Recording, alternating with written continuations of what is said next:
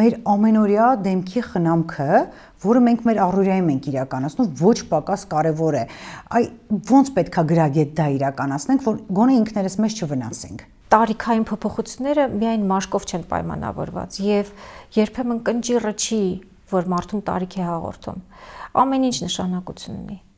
Ամեն ինչ, սկսած մկանների վիճակից, ոսկրերի վիճակից, նրանից թե ինչպես ենք մենք քայլում, ինչպես ենք մենք նստում, ինչպիսի կեցվածք ունենք,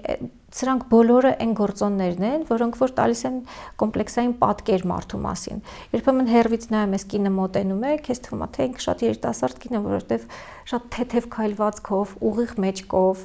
ժպտալով, դու իր կնճիռները չես էլ նկատում, հասկանում եք, ու եւ հակառակը, գալիս է շատ ավելի երիտասարդ կին, բայց կռացած, այտուցված, դանդաղաշարժ, հասկանում ես, որ այս կնոջը միայն կոսմետոլոգիան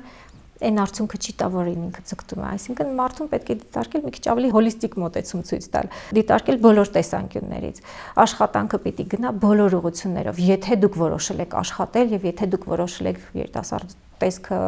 ձեր կյանքի որակը ամենաառաջնայինը պահպանել հնարավորինս երկար, աշխատանքը միայն մաշկով չպիտի սահմանափակվի։